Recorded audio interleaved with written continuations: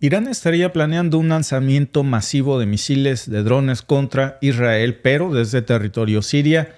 Este ataque sería parte de una represalia por lo que fue el asesinato de dos líderes de sus grupos aliados. Hablamos, por supuesto, de Hamas y también de Hezbollah en menos de una semana. Los drones podrían ser lanzados, de hecho ya varias fuentes están informando que este ataque masivo sería desde áreas muy cercanas a Damasco y también desde el desierto sirio, simulando ser ataques de milicias apoyadas por Irán en Irak, pero utilizando estos grupos proxy. Y además, pues los grupos proiraníes han ordenado ya a sus operativos no atacar las bases militares estadounidenses siempre que Estados Unidos no participe en la defensa de Israel durante este ataque, pero también han dicho que si Washington cruza esta línea roja y que presuntamente si Estados Unidos defiende a Israel, entonces atacarían estas milicias también bases estadounidenses. Es muy, muy tenso el ambiente y precisamente pues hay que preguntarse cómo llegamos a esta situación, qué implicaciones va a tener esto para todo Medio Oriente. Es la guerra de guerras. Israel ha realizado ataques ya en Irán, en Líbano, que hasta este momento no han afectado o no habían afectado mucho a Hamas y a Hezbollah, pero sí que están acercando a Israel al borde de la guerra con un bloque cada vez más grande de aliados liderados por Irán en una guerra frontal. Los dos bandos saben, por cierto, que no pueden ganar un conflicto de esta magnitud. Nadie va a salir bien librado de esto. Y esto nos sugiere que Medio Oriente se estaría preparando pues para lo que sería casi una paradoja. Israel y lo que ahora están llamando el eje de resistencia liderado por Irán están cada vez más cerca de una guerra catastrófica. Nadie sabe lo que va a pasar en las próximas horas, pero lo que sí está claro es que los recientes asesinatos de los líderes de Hamas y de Hezbollah por parte de Israel no ayudan para nada a calmar la situación. La eliminación de Haniyeh en Irán, de la que hablábamos hace unos días, fue la que tensó muchísimo las cosas en Irán. Pero ahora también a esto hay que sumarle otro detalle. La muerte del comandante de Hezbollah, Fuad Shukr, en Líbano, que también está aumentando la temperatura, y finalmente otros bajas más en el lado de Hamas. Entonces están abriendo frentes en el Líbano, frentes en Irak, frentes en Gaza, que esos ya están casi todo abiertos, y también, por supuesto, en otras áreas como incluso en Irak. El ejército israelí anunció el jueves que el jefe militar del movimiento islamista palestino Hamas, Mohammed Deif, murió en un bombardeo de las fuerzas israelíes en julio en Khan Yunis, en el sur de la Franja de Gaza. Según el comunicado, el bombardeo tuvo lugar el 13 de julio y tras una evaluación de inteligencia, ahora pueden confirmar que Deif murió en el ataque. Como jefe del brazo armado de Hamas, las brigadas Ezzedin al-Qassam, Deif era uno de los hombres más buscados de Israel durante casi 3 décadas y figuraba en la lista estadounidense de terroristas internacionales desde 2015. Nacido en 1965 en el campo de refugiados de Khan Yunis, Deif se pasó a la clandestinidad a finales de la década de 1980 y fue nombrado al frente del brazo armado de Hamas en 2002. El ejército israelí aseguró que Deif perpetró durante años numerosos ataques contra Israel y lo acusa de iniciar, planear y ejecutar el ataque del 7 de octubre en territorio israelí, que desató la guerra contra Hamas en Gaza. En mayo, el fiscal de la Corte Penal Internacional solicitó una orden de arresto contra él y contra otros dirigentes de alto rango de Hamas. El anuncio de Israel llega apenas un día después de la muerte en Teherán del líder político del movimiento palestino Ismail Haniyeh en un ataque que Irán y Hamas atribuyeron a Israel. Más allá de si esto iba a ocurrir o no, porque lo mismo que con el líder de Hamas, esto era cuestión de tiempo para que pasara. La cuestión es cuándo y dónde. Esto es muy importante, porque el asesinato de Haniyeh pues no afectó mucho a Hamas. Él no tenía el control sobre la capacidad de combate del grupo. Eso es muy claro ya. Varios analistas de Medio Oriente están coincidiendo en esto.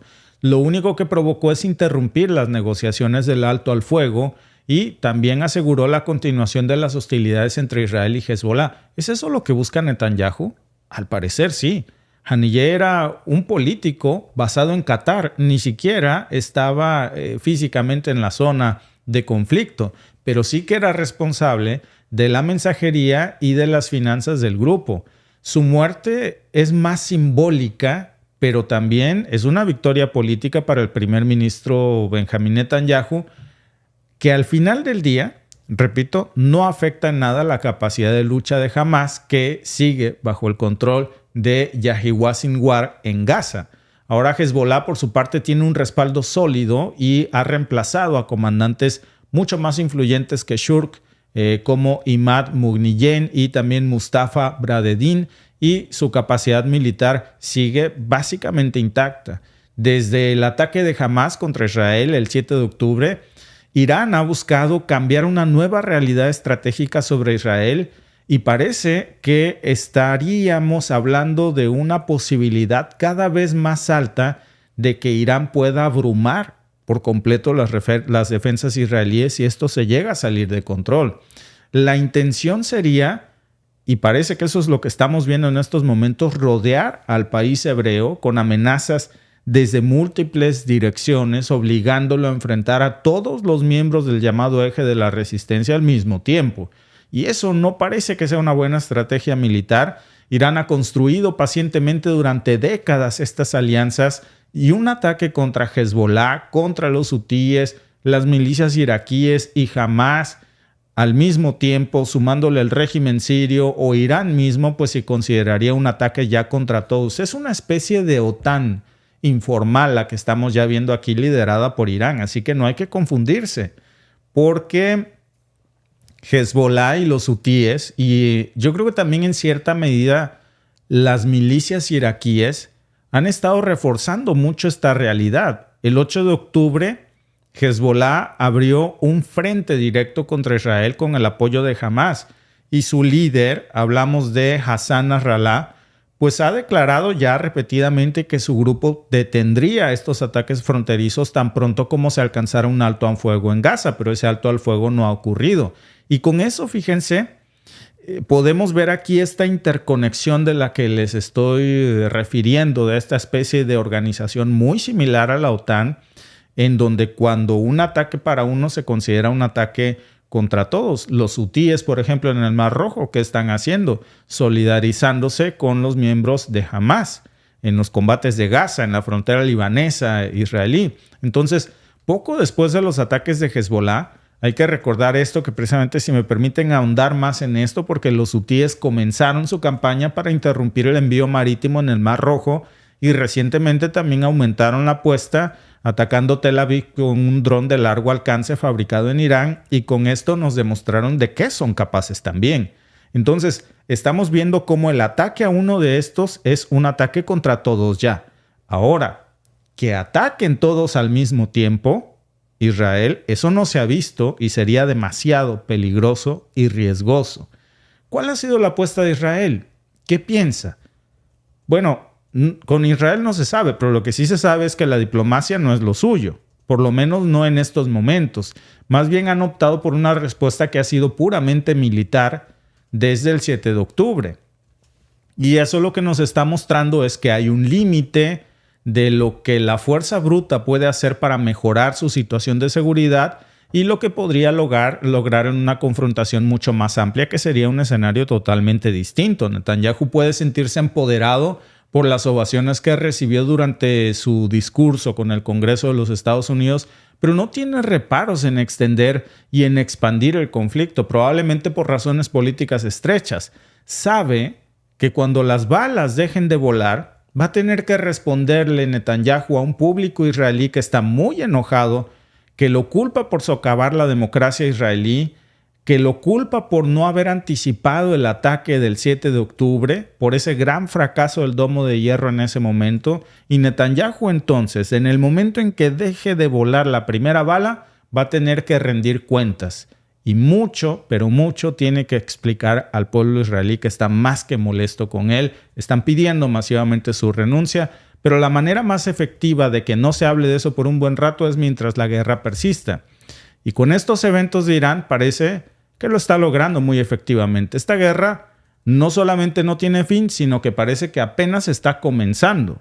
Lo verdaderamente grave parece venir en las próximas horas o días si no se pone una desescalada en esta situación, muy a pesar de la preferencia declarada de Biden por lograr una desescalada regional.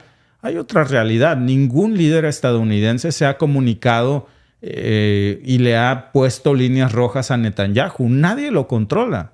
Y es cierto que los funcionarios estadounidenses le han dicho a Netanyahu públicamente que no iban a apoyar una guerra total instigada por Israel. Pero ¿podría esto arrastrar a Estados Unidos a un conflicto así, a pesar de sus deseos? Porque hoy, por lo pronto, ya vemos que Washington está desplegando más tropas en Medio Oriente. A pesar de que le puso esta línea roja, cuando el conflicto ocurre, no tiene más remedio Estados Unidos que intervenir. Y entonces parece que Netanyahu ya le agarró la medida muy bien a Biden de cómo arrastrarlo a este conflicto para salvar su propio cuero político en Tel Aviv.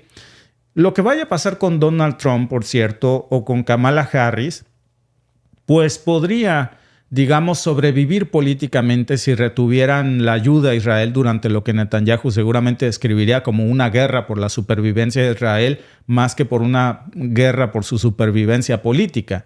¿Cómo se van a desarrollar las cosas a partir de estos momentos?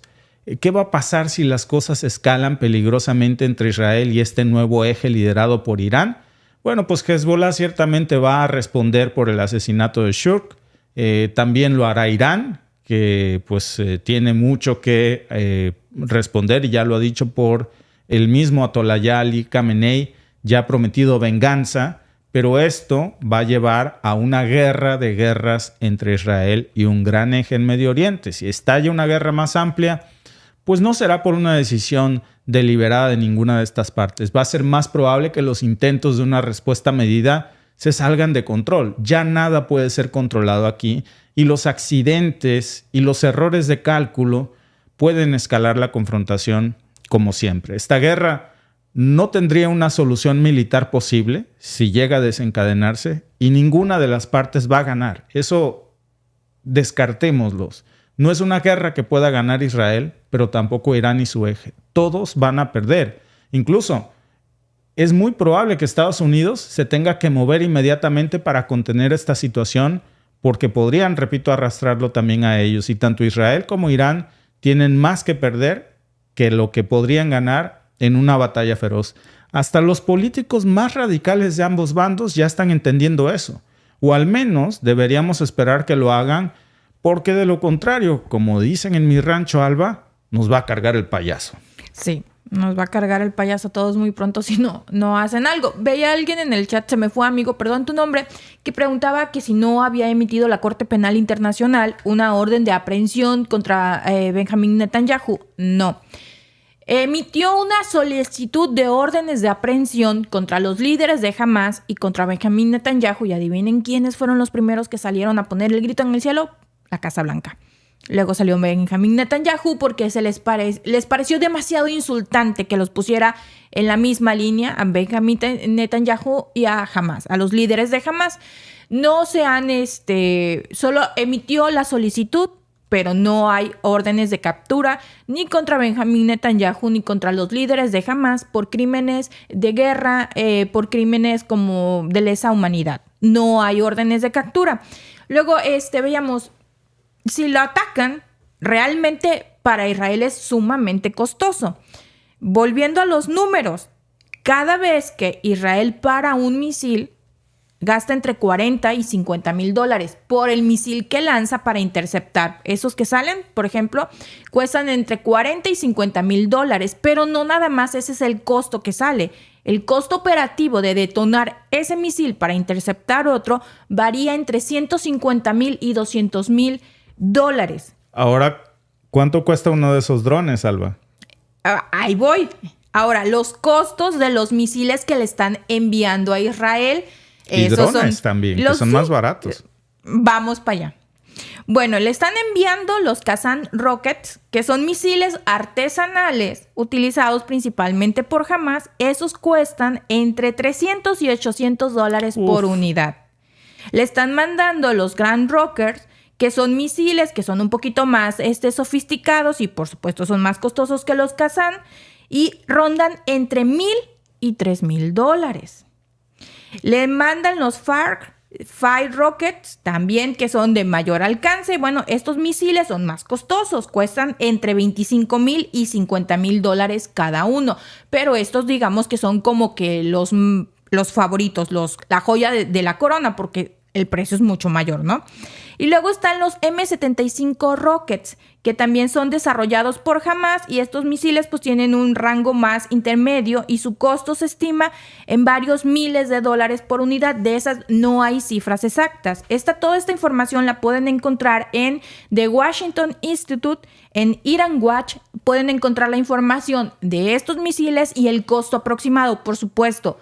Como en cualquier otro país, no tenemos los datos exactos, siempre son aproximaciones y estimaciones, como el costo que cuesta cada misil que despliega Israel, por ejemplo, para parar un dron de $300 u de 800, a ellos se aproxima que cada misil cuesta entre 40 y 50 mil, pero el gasto operativo de desplegar esos 40 o 50 mil dólares se amplía porque tienen otros gastos que van y ascienden a cada misil entre 150 y 200 mil dólares. Eso es lo que lo hace sumamente costoso.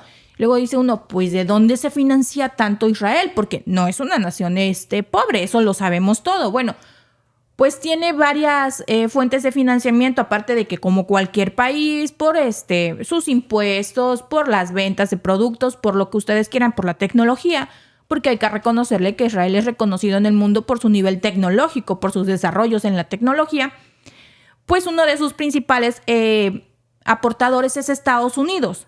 Desde 1979, con el acuerdo de Camp David, Estados Unidos cada año le proporciona asistencia significativa que incluye pues ayuda militar, y esta ayuda militar anual asciende a unos $3,800 millones al año, según el memorando de entendimiento que fue firmado en 2016 para un periodo de 2019 a 2028. Entonces, aproximadamente por poquito Estados Unidos cada año le está dando a Israel en ayuda financiera militar $3,800 millones. Por supuesto que le puede dar más, pero ese es como que el mínimo. Él es el principal, no es el único, hay otros países, pero esa información se la reservaron. Pues, por cierto, Alba, ahora que ya estamos viendo las capacidades armamentistas y sobre todo lo importante que dices de los costos, porque parar un dron de 300 o 500 dólares cuesta lo mismo en el Domo de Hierro, no te van a hacer una rebajita, porque no es que ese era un dron, te lo dejo en 1,000, ¿no? 50,000. No, porque ellos solo ven la amenaza y disparan el misil. Es un sistema que actúa automáticamente. Gracias a todos nuestros amigos que participaron en nuestra encuesta de YouTube que estamos cerrando en estos momentos. ¿Desde dónde crees que lanzará Irán su ataque contra Israel? El 70% cree que desde ambos, tanto desde Siria como Líbano. El 16% cree que lo hará desde Siria. El 14% que desde Líbano. Y hay varias fuentes israelíes como The Time of Israel que está diciendo que fuentes de inteligencia israelí y occidentales afirman que este ataque podría ser lanzado desde Siria como una venganza por los ataques que recibió Irán en días recientes, Alba. Así que vamos a estar siguiendo muy de cerca qué es lo que pasa porque la situación es muy tensa aquí.